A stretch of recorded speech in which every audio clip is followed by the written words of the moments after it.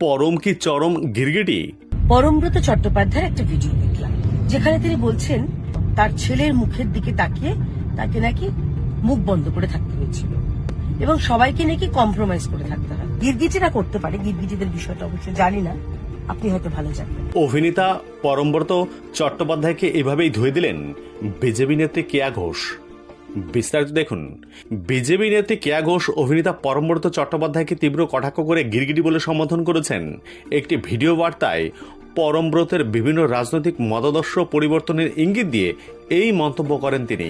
মূলত রাজ্যের সাম্প্রতিক রাজনৈতিক পরিস্থিতি, তার রাজনৈতিক অবস্থান পরিবর্তনকে কেন্দ্র করে এই তীব্র সমালোচনা করেন বিজেপি নেত্রী কেয়া ঘোষ।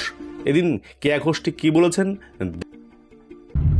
পরমব্রত চট্টোপাধ্যায়ের একটা ভিডিও দেখলাম, ভাইরাল ভিডিও, যেখানে তিনি বলছেন যে তার ছেলের মুখের দিকে তাকিয়ে তাকে নাকি মুখ বন্ধ করে থাকতে হয়েছিল এবং সবাইকে নাকি কম্প্রোমাইজ করে থাকতে হয়।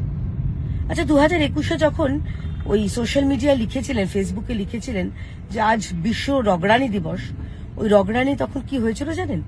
তখন ইতিমধ্যে 2রা মে আমাদের হাজার হাজার কর্মীদের তাদের বাড়িঘর লুটপাট, আগুন জ্বালিয়ে দেওয়া, ততক্ষণে অভিজিৎ সরকারকে মেরে ফেলা হয়েছে, এই রগড়ানি চলছিল।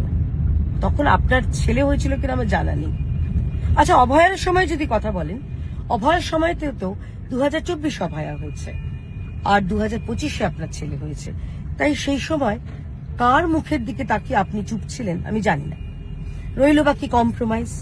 দেখুন, আপনি যার উদাহরণ তুলে ধরলেন বা যার কথা উল্লেখ করলেন, সেই রুদ্রনীল ঘোষ, রুদ্র, তাকে কিন্তু দীর্ঘদিন ইন্ডাস্ট্রি থেকে তাকে বয়কট করে রাখা হয়েছে, তাকে কাজ দেওয়া হয়নি, তাকে অনেক রকম ভাবে উপেক্ষা অবহেলা করা হয়েছে। তাতেও কিন্তু তিনি কম্প্রোমাইজ করেননি, তাতেও তিনি মাথা নত করেননি, তাতেও তিনি শিরদাঁড়া ঝোঁকাননি। তাই কম্প্রোমাইজ সবাইকে করতে হয়, এই কথাটা ভুল। কারণ ভারতীয় জনতা পার্টির হাজার হাজার লক্ষ লক্ষ কর্মীদের মমতা বন্দ্যোপাধ্যায়ের সরকারের, তৃণমূল সরকারের চোখ রাঙানি, ধমকানি, চমকানি সব সহ্য করতে হয়েছে। কাজের জায়গায় কারো ছোটখাটো ব্যবসা বন্ধ করে দিয়েছে, তাতেও কিন্তু তারা কম্প্রোমাইজ করেনি, মাথা নত করেনি।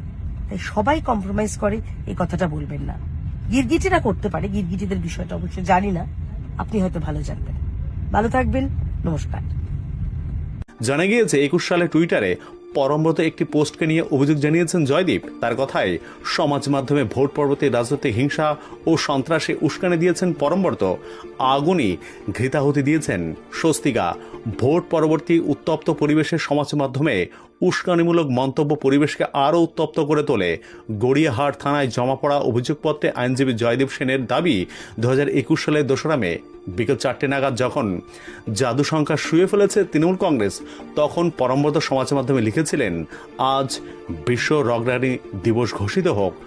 অভিনেত্রী স্বস্তিকা উস্কানি পালে হাওয়া দিয়ে পাল্টা লেখেন, হা হা হা, হোক হোক। অভিযোগকারীর মতে এর কয়েক ঘন্টা পরেই বিজেপি কর্মী অভিজিৎ সরকারকে পিটিয়ে মারা হয়। এই ধরনের মন্তব্য কার্যত রাজনৈতিক হিংসাকে আরও বাড়িয়ে তোলে। অভিযোগকারী আরও দাবি করেছেন, অভিনেতা অভিনেত্রীর এই ধরনের পোস্ট এবং মন্তব্য ভারতীয় দণ্ডবিধির 107 ধারা অপরাধ হিসাবে গণ্য হতে পারে। বর্তমান ভারতীয় ন্যায় সংহিতা কার্যকর হলেও অভিযোগে উল্লেখ করা হয়েছে যে ঘটনাকালের লিরিকে তৎকালীন আইপিসি ধারায় প্রযোজ্য। সেই কারণে গড়িয়াহাট থানায় এফআইআর দায়ের করে পূর্ণাঙ্গ তদন্ত শুরু হোক। চিঠির বয়ান অনুযায়ী ওই সময় পশ্চিমবঙ্গের বিভিন্ন জেলায় বিজেপি কর্মীদের উপর হামলা, খুন, ধর্ষণ, অগ্নিসংযোগ এবং শারীরিক নির্যাতনের মতো একাধিক ঘটনা ঘটেছিল। এমনকি বেলেঘাটার অভিজিৎ সরকারের হত্যাকাণ্ডের প্রসঙ্গ উল্লেখ করা হয়েছে অভিযোগপত্রে। এই ঘটনাকে ঘিরে ইতিমধ্যে রাজনৈতিক মহলে চর্চা শুরু হয়েছে।